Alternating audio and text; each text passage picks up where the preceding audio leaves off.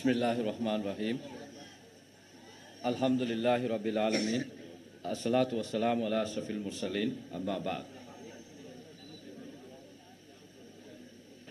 இந்த சந்தர்ப்பத்தில் இங்கே இருக்கின்ற அன்புக்கும் மதிப்புக்கும் உரிய உலமாக்களே, அதேபோன்று மேடையில் வீட்டிருக்கின்ற தேசிய மக்கள் சக்தியின் தலைவர், எதிர்வரும் செப்டம்பர் மாதம் 21ஆம் தேதி இந்த நாட்டின் மக்களின் ஜனாதிபதியாக தெரிவு செய்யப்படுகின்ற தோழர் அனுர திசாநாயக் அவர்களே, அதேபோன்று தேசிய மக்கள் சக்தியின் தேசிய நிறைவேற்றுக்குழு உறுப்பினர்களான தோழர் சுனில் ஹந்துன்னத்தி அவர்களே, அருண் ஹேமச்சந்திரா அவர்களே, அதேபோன்று இந்த சந்தர்ப்பத்தில் இங்கே வந்திருக்கின்ற அன்புக்குரிய கலைஞர்களே, இந்த பிரதேசத்துக்கு வந்திருக்கின்ற இந்த நாட்டில் பிரபல்யமான நாடகம் அதேபோன்று பாடகத்துறைகளை பின்னி பண்ணி குறிப்பாக வாண்டட் என்ற ஒரு முக்கிய சங்கீத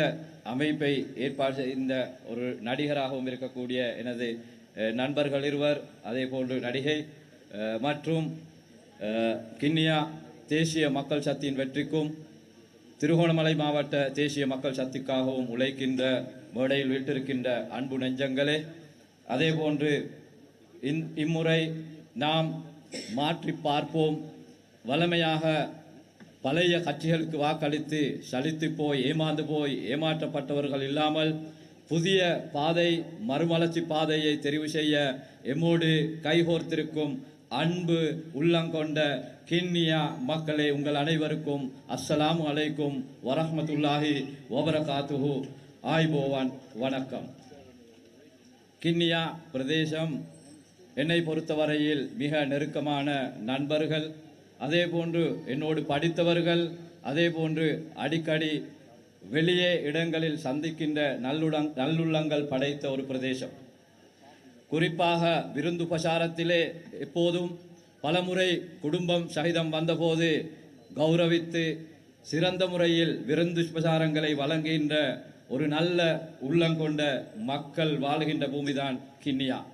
அதேபோன்று எப்போதுமே உண்மையும் நன்மையையும் செய்வதற்கு ஆர்வமுள்ள மக்கள் வாழுகின்ற ஒரு பிரதேசம்தான் இந்த கிண்ணியாமான். அது மாத்திரமல்ல, குறிப்பாக நன்மைக்கும் தக்குவாக்கும் போட்டி போட்டு உதவி செய்கின்ற ஒரு சிறந்த ஊராக கிழக்கில் எனக்கு இந்த கிண்ணியா மண்ணை குறிப்பிடலாம். அது மாத்திரமல்ல, இந்த கிழக்கு மண்ணிலே எளிமையாக வாழுகின்றவர்கள் என்ற அந்த நட்பெயரும் கொண்ட பிரதேசம்தான் கிண்ணியா மண் என எனக்கு சொல்லலாம். அந்த வகையில் எப்போதும் கிண்ணியா மண் இந்த நாட்டின் அரசியல் தீர்வுகளின் போது முக்கியமான வகைப்பாகத்தை முக்கியமான பங்கை எடுத்த ஒரு பிரதேசம்தான் இந்த பிரதேசம். இந்த சந்தர்ப்பத்தில் நாம் தேசிய மக்கள் சக்தியின் தலைவருடன் உங்கள் முன் இந்த பிரச்சார மேடையை அமைத்து உங்களோடு உரையாடுவதற்கான பல காரணங்கள் இருக்கின்றன. நான் நினைக்கின்றேன், இந்த கிண்ணியா மண்ணிற்கு இதுவரை போட்டியிடுகின்ற எந்த ஜனாதிபதி வேட்பாளர்களும் இதுவரை வரவில்லை. ஆனால் முதலாக உங்களுடைய ஆதரவை தேடி உங்களுடைய அருமையான பெருமதி வாய்ந்த வாக்குகளை எதிர்பார்த்து இந்த கிண்ணியாவுக்கு நாங்கள் வந்திருக்கின்றோம். அன்பு உள்ளங்களே, உங்களுக்கு தெரியும், கடந்த பல தேர்தல்களின் போதும் நீங்கள் அதிகமானவர்கள் இந்த நாட்டில் நல்லது நடக்க வேண்டும், நல்லவைகள் இந்த நாட்டில் நடைபெற வேண்டும் என்ற நல்ல நோக்கத்தோடு பலரையும் பாராளுமன்றத்துக்கு நீங்கள் அனுப்பி வைத்தீர்கள்.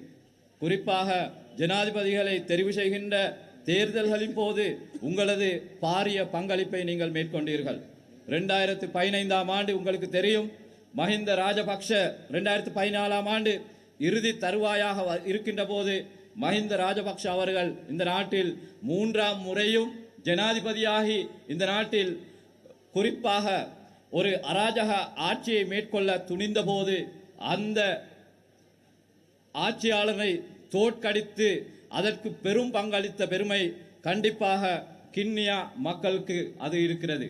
உங்களுக்கு தெரியும், 2014 ஏற்பட்ட இனக்கலவரம், அதனால் இந்த ஆட்சியாளன் தோற்கடிக்கப்பட வேண்டும், வீட்டுக்கு அனுப்பப்பட வேண்டும் இனக்கலவரங்கள் இல்லாத சமாதானமாக வாழ முடியுமான பொருளாதார ரீதியாக நல்ல முறையிலே செயற்படக்கூடிய ஒரு அரசாங்கம் எமக்கு தேவை.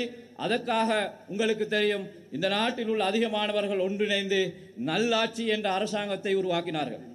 அந்த ஆட்சியிலே உங்களுக்கு தெரியும், அந்த ஆட்சியிலே பிரதமராக ரணில் விக்ரமசிங்க அவர்களும், அதே போன்று அதே ஆட்சியில் முக்கியமான ஒரு கலாச்சார மற்றும் குறிப்பாக காணி, அதே போன்று வீடமைப்பு துறை சார்ந்த முக்கியமான அமைச்சராக இருந்த சஜித் பிரேமதாஸ் அவர்களும் அந்த ஆட்சியில் முக்கிய உறுப்பினர்களாக இருந்தார்கள்.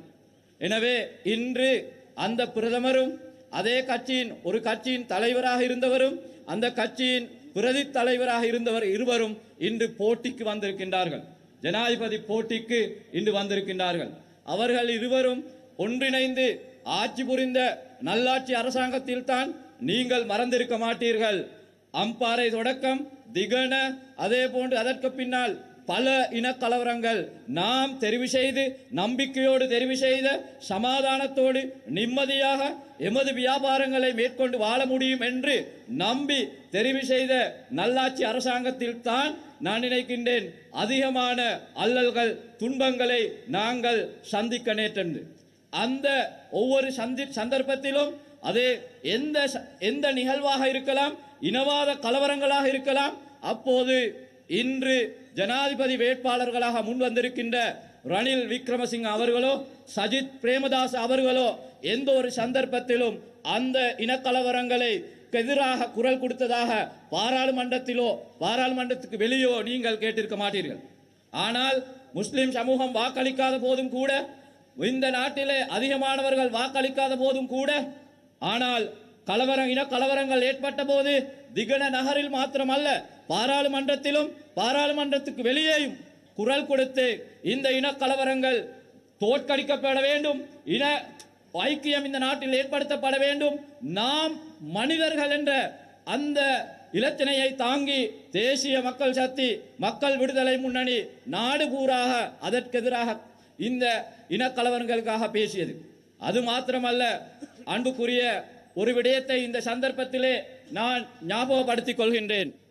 குறிப்பாக உங்களுக்கு தெரியும், 2010க்கு பின்னால் 2015க்கு பின்னால் இந்த நாட்டிலே குறிப்பாக உயிர்த்த ஞாயிறு தாக்குதல் நடைபெற்றதன் பின்னால் முஸ்லிம் சமூகம் பற்றி பிழையான பதிவுகளை, இஸ்லாத்தை பற்றி, அதே போன்று அல் குர்ஆனை பற்றி பிழையான கருத்துக்களை சமூகத்திலே மிக கடுமையாக பகிர்ந்த குறிப்பான ஒரு ஊடகம் இருக்கிறது. உங்களுக்கு தெரியும், தெற்கிலே இருக்கக்கூடிய அந்த ஊடகம் இன்று யாருடைய ஆதரவாளராக மாறியிருக்கிறார் என்பதை நீங்கள் அறிந்திருப்பீர்கள். எனவே அத்தகைய இனவாதத்தை பரப்பியவர்கள் இன்று உங்களுக்கு தெரியும் 2 முகாம்களில் முகாமிட்டுக் கொண்டிருக்கின்றார்கள். குறிப்பாக முஸ்லிம் சமூகத்தை பற்றி பிழையான குறிப்பாக மார்க்க பாடசாலைகளை பற்றி புத்தகம் எழுதி பெரும்பான்மை சமூகத்திலே முஸ்லிம்களை பற்றி பிழையாக எண்ணக்கூடிய அந்த சிந்தனையை உருவாக்கிய தலைவர் இன்று சஜித் பிரேமதாசுடைய மேடையிலே பேசுகின்றார்கள். அது மாத்திரமல்ல, குறிப்பாக கடந்த கொரோனா சந்தர்ப்பத்திலே உங்களுக்கு தெரியும், இந்த நாட்டிலே உலகில் கூட சாதாரணமாக மரணித்தவர்களுடைய உடம்பிலே PCR எந்த ஒரு நாட்டிலும் மேற்கொள்ளப்படவில்லை. ஆனால் இந்த நாட்டிலே அத்தகைய PCR மேற்கொள்ளப்பட்டது. அது மாத்திரமல்ல, எந்த ஒரு நாட்டிலும் எமது நாட்டை விட அதிகமானவர்கள் கொரோனாவில் மரணிக்கின்ற போது அங்கு குறிப்பாக அந்த அவர்களுடைய விருப்பத்தின் பேரில் இறுதி கிரிகைகளை செய்வதற்கு இடமளித்த போதும் இந்த நாட்டிலே குறிப்பாக எமக்கு விருப்பமான நாங்கள் நம்புகின்ற எமது மதம் எமக்கு சொல்லுகின்ற முறையிலே அடக்கம் செய்வதை தவிர்த்து அந்த ஜனாசாக்களை 20 நாள் 22 மாதம் போன்று பலரையும் தகனம் செய்கின்ற அந்த நடவடிக்கையை எடுக்கின்ற போது அந்த அமைச்சரவையிலே இருந்தவர்கள் இன்று சஜித் அணியிலும் இருக்கின்றார்கள். அதே போன்று உங்களுக்கு தெரியும், இன்று ரணில் அணியில் அதில் அதிகமானவர்கள் இருக்கின்றார்கள். எனவே அது மாத்திரமல்ல, உங்களது மனச்சாட்சியை தொட்டு பாருங்கள், இந்த 2 அணியிலும் குறிப்பாக ஊழல் செய்த அரசியல்வாதிகள் அதிகமானவர்கள் அந்த 2 முகாமிலேயும் இருக்கின்றார்கள். அது மாத்திரமல்ல, உங்களுக்கு தெரியும் 2019 2020 தேர்தல்கள் இந்த நாட்டிலே சுதந்திரத்துக்கு பின்னர் இனவாதமாக மேற்கொள்ளப்பட்ட பயங்கரமான 2 தேர்தல்கள். உங்களுக்கு தெரியும், சாதாரணமாக பொது தேர்தல்கள் வருகின்ற போது பொதுவாக அந்த மாவட்டத்திலே இருக்கின்ற மக்களின் அந்த வீதாசார அடிப்படையிலே தமிழ், முஸ்லிம், சிங்களம் என்ற அடிப்படையில் அல்லது மத அடிப்படையில் போட்டியாளர்களை முன்னிறுத்துவார்கள் அந்த பொது தேர்தலில். ஆனால் நீங்கள் சற்று சிந்தித்து பாருங்கள், 2020 பொது தேர்தலின் போது மொட்டு அணியினர் கொழும்பிலோ கழுத்தரையிலோ அல்லது கம்பகையிலோ குருநாகலையிலோ பல எந்த ஒரு பிரதேசத்திலும் முஸ்லிம் வேட்பாளர்களை முன்னிறுத்தாது அந்த இனவாத அரசியலை மேற்கொண்டார்கள். எனவே அந்த சந்தர்ப்பத்தில் உங்களுக்கு தெரியும், அந்த இனவாதத்துக்கு எதிராக அந்த இனவாதத்தை சொல்லி அந்த இனவாதத்தின் பயங்கரத்தை சொல்லி கிழக்கிழங்கைக்கு வந்து முஸ்லிம் தலைமைகள் வாக்குகளை பெற்றார்கள். நீங்கள் பாராளுமன்றத்திலே எம்மை பிரதிநிதித்துவப்படுத்துகின்றவர்கள் இனவாதத்தை ஒழிப்பதற்கும் இனவாதத்தை எதிர்த்து பாராளுமன்றத்தில் பேச வேண்டும். முஸ்லிம்களுடைய குறிப்பாக இந்த பிரதேச வாழ்கின்ற மக்களுடைய தேவைகள் பற்றி அவருடைய பிரச்சனைகள் பற்றி பாராளுமன்றத்தில் கதைக்க வேண்டும் என்று சொல்லி எதிர்பார்த்து பாராளுமன்றத்துக்கு அனுப்பியவர்கள் என்ன செய்தார்கள்? இந்த கிண்ணியா மண்ணிலிருந்து பாராளுமன்றம் அனுப்பிய ஒருவர் 20 வானம் என்ற அந்த பேட்சை அடிச்சுக்கொண்டு 20 ஓணம் என்று அவர் வாக்களித்தார். எனவே மறந்துட வேண்டாம், முஸ்லிம் சமூகம் வேதனைப்படுகின்ற சந்தர்ப்பத்தில் இந்த நாட்டில் உள்ள ஒவ்வொருவரும் வேதனையோடு வாழ்கின்ற போது கூட அவர்களுக்கு கிடைக்கின்ற பணத்தை, அவர்களுக்கு கிடைக்கின்ற வாய்ப்புகளை, அவர்களுக்கு கிடைக்கின்ற சந்தர்ப்பங்களை தான் அவர்கள் எதிர்பார்த்தார்களே ஒழிய முஸ்லிம் சமூகத்தின் அந்த மனோநிலையை புரிந்து கொண்டு நாம் அவர்களோடு கொள்கையோடு இந்த சந்தர்ப்பத்தில் இருக்க வேண்டும் என அவர்கள் தீர்மானிக்கவில்லை. எனவே அந்த சந்தர்ப்பத்தில் அவர்கள் வாக்களிக்கின்ற போதும் கூட அந்த மசோதாக்களுக்கு எதிராக தேசிய மக்கள் சக்தியை பிரதிநிதித்துவப்படுத்துகின்ற மூவரும் எதிர்த்துத்தான் அன்று வாக்களித்தார்கள் என்பதை எனக்கு சந்தோஷமாக சொல்ல முடியும். இன்று பல விடயங்களை சொல்கின்றார்கள். தேசிய மக்கள் சக்தி ஆட்சிக்கு வருகின்ற போது நாம் மார்க்க விடயங்களை செய்ய விடாது தடுப்பதாக சொல்கின்றார்கள். சிங்கள சமூகத்தில் பௌத்த சமூகத்துக்கு சென்று அவர்களிடம் சொல்கின்றார்கள், நாங்கள் ஆட்சிக்கு வந்தால் அவர்களுடைய பெரகரை போன்றவர்களை நாம் தடை செய்வதாக சொல்கின்றார்கள். அது மாத்திரமல்ல, வியாபாரிகளிடமிருந்து சென்று என்ன சொல்கின்றார்கள்? 2 கடைகள் இருந்தால் ஒரு கடையை பெற்றுக் கொள்வதாக, வாகனம் இருந்தால் 2 வாகனம் இருந்தால் ஒரு வாகனத்தை நாம் பெற்றுக் கொள்வதாக சொல்கின்றார்கள். இந்த மடத்தனமான சாதாரணமாக வதந்திகளை பரப்புவர்கள் மடையர்கள், அதனை ஆய்ந்து ஏற்றுக்கொள்ளாதவர்களும் அத்தகையவர்கள் என்று சமூக வலைத்தளங்களிலே தெளிவாக சொல்லப்பட்டிருக்கிறது. இன்று ஓரின சேர்க்கை சம்பந்தமான விடயங்களை பலரும் பேசுகின்றார்கள். ஞாபகப்படுத்தி பாருங்கள், 2017 முஸ்லிம் நாங்களும் வாக்களித்து கொண்டு வரப்பட்ட நல்லாட்சி அரசாங்கம் அந்த ஓரின சேர்க்கை சம்பந்தமாக என்ன விடயத்தை பாராளுமன்றத்துக்கு கொண்டு வர பார்த்தது என்பதை மீண்டும் ஞாபகப்படுத்திக் கொள்ளுங்கள் என்று கூறுகின்றேன். எனவே இந்த நாடு ஒரு நல்ல திசையை நோக்கி செல்ல வேண்டும். இந்த நாடு வங்கோரத்தை அடைந்திருக்கின்றது. இந்த நாட்டிலே ஊழல் மலிந்திருக்கின்றது. இந்த நாட்டிலே சொத்துக்கள், மக்களுடைய சொத்துக்கள் சூறையாடப்பட்டு உங்கள் பிரதிநிதிகளாக சென்றவர்கள் சுகபோக வாழ்க்கை வாழ்கின்ற போது இந்த பிரதேசத்திலே வாழ்கின்ற மீனவர்கள், விவசாயிகள் பலரும் கஷ்டப்படுகின்ற ஒரு நிலை ஏற்பட்டிருக்கின்றது. எனவே அன்புக்குரியவர்களே, எனது அன்பு உறவுகளே, எமக்கு ஒரு நல்ல வாய்ப்பு கிடைத்திருக்கிறது, ஒரு நல்ல சந்தர்ப்பம் கிடைத்திருக்கிறது. முன்னெல்லாம் நீங்கள் சொல்லுவீர்கள், நாம் விருப்பம் மக்கள் விடுதலை முன்னணிக்கு அல்லது தேசிய மக்கள் சக்திக்கு எமக்கு விருப்பம் இருக்கிறது, ஆனால் அவர்கள் வெற்றி பெற மாட்டார்களே, எனவே அவர்களுக்கு வாக்களித்து பிரயோசனம் கிடையாது என்று நீங்கள் சொல்லுவீர்கள். ஆனால் இன்று ஒன்றை சொல்லுகின்றேன், நான் தெற்கிலே இருக்கின்ற எல்லா மாவட்டங்களுக்கும் இந்த பிரச்சார கூட்டங்களிலே பங்கு கொள்கின்றவன் அடிப்படையில் நீங்கள் சமூக வலைத்தளங்களை தேடி பாருங்கள், நீங்கள் ஊடகங்களை தேடி பாருங்கள். எல்லா ஊடகங்களிலும் தரவுகளின்படி கணிசமான அதிகமான வீதத்திலே பெரும்பான்மை சமூகத்தினர் தற்போதும் கூட அனுர திசாநாயக் அவர்களை வெற்றி பெற செய்துவிட்டார்கள். எனவே நாங்கள் உங்களிடம் கேட்கின்றோம், கோட்டாபே அவர்கள் சொன்னார்கள், என்ன முஸ்லிம் சமூகத்தினதோ தமிழ் சமூகத்தினதோ வாக்கு இல்லாமல் வெற்றி பெற முடியும் என நாங்கள் சொல்கின்றோம். நாங்கள் அத்தகைய வெற்றியை எதிர்பார்க்கவில்லை. எமது எதிர்பார்ப்பு இந்த நாட்டிலே வாழுகின்ற எல்லோரும் ஒன்றிணைந்து எல்லோரும் கைகோர்த்து எல்லோருடைய வாக்குகளையும் பெற்று இலங்கையர்களாக இலங்கையின் ஒரு ஜனாதிபதி இந்த நாட்டிலே உருவாக வேண்டும். எனவேதான் முஸ்லிம் சமூகம் உங்களிடத்திலே வந்திருக்கின்றோம். கடந்த முறை கோட்டாபையை கடுமையாக இந்த பிரதேசத்திலே தோல்வியடை செய்வதில் நியாயம் இருக்கிறது. ஆனால் இந்த முறை தேசிய மக்கள் சக்தியை தவிர எமக்கு வேறொரு சக்தியை தெரிவு செய்ய முடியுமா? பள்ளிவாயலில் நாம் சென்று யா அல்லாஹ் நல்ல ஆட்சியை தருவாயாக என்று பிரார்த்திக்கின்றோம்.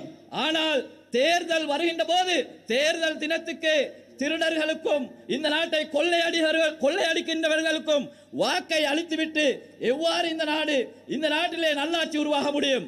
எனவே அன்பார்ந்தவர்களே, அன்பு உள்ளங்களே, உங்களை கிழக்கை நோக்கி நாம் வருவதற்கான காரணம் அதுதான்.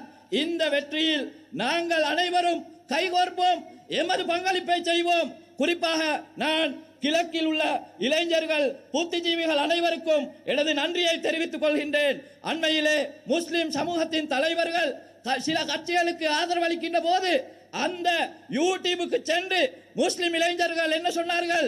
நீங்கள் யாரோடும் இணைந்து கொள்ளுங்கள், நாங்கள் இம்முறை தேசிய மக்கள் சக்தியோடு அனுர திசாநாயக்கோடு மாத்திரம்தான் இணைவோம் என்ற அந்த செய்தியை சொல்லி இருக்கின்றார்கள். எனவே தந்தை அரசியலில் இருந்தால் தமையனும் அரசியலுக்கு வருகின்ற கலாச்சாரத்தை மாற்றி இந்த நாட்டிலே துடிப்புள்ள, இந்த நாட்டின் மீது பற்றுள்ள, இந்த நாட்டின் மீது அக்கறை உள்ள இளைஞர்களை நாங்கள் கிண்ணியா பிரதேசத்திலிருந்தும் இந்த மேடைக்கு அமர்த்திருக்கின்றோம்.